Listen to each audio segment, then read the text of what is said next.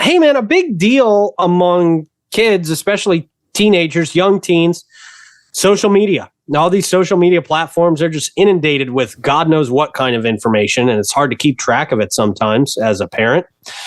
And Florida lawmakers now taking a big step towards regulating social media among young people. On Wednesday, the Florida House passed a bill aimed at protecting minors from the potential harms of social media. The bill passed with a bipartisan vote of 106-13.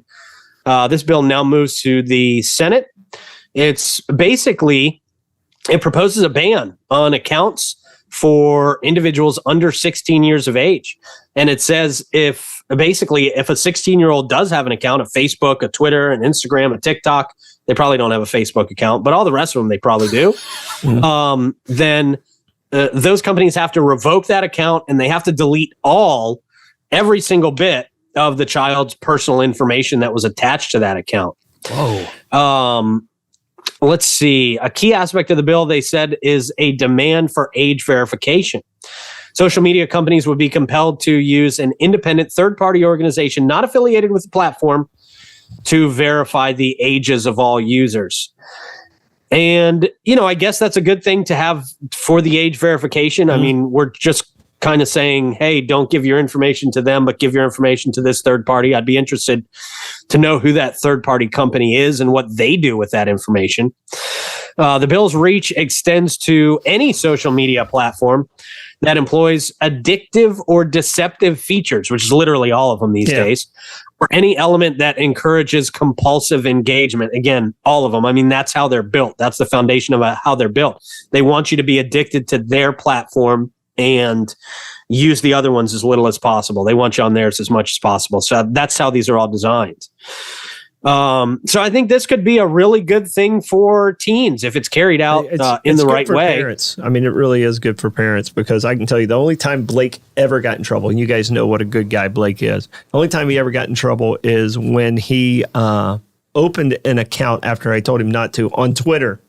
Now, he did it just so he could follow the race car driver. We're talking about racing earlier. Just so he can follow the race car driver. And the only way I found out is he invited his uncle to follow him on Twitter. And he was like 10 years old or something like that.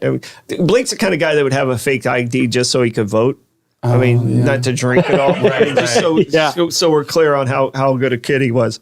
And so he lost his technology and computer for I think 2 or 3 weeks. It's the only time Blake ever got in trouble. Really? And that was the extent of it. And it was literally so he could follow the NASCAR drivers on Twitter. Wow. And the tough part is these days that it's like, you could go, if a kid signs up for TikTok to follow a makeup influencer or something. Yeah. You just get bombarded with so much other stuff while you're scrolling, and you have no control over it. And, the algorithms target different people to send them different messages. And just some weird stuff can make its way through there, man. Well, and the thing was, as a parent, I'm a helicopter parent, and I'm proud of being a helicopter parent. And I was on top of him, and he still was able to do it.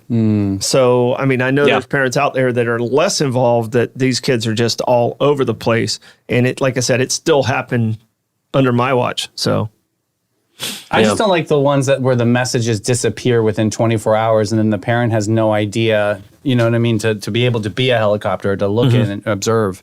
Yeah, there's some deceptive things that you were saying, Pete. Yeah, so I'll be interested to see how this one plays out, and if this one actually is able to take effect, if they're actually able to enforce this. And even if they are, kids are crafty, kids are very smart with the social media, so a lot of times they're still going to find ways around this, but at least there's a big roadblock in the way. Yeah, no, and parents need, like I said, parents need this assist, so. Yeah.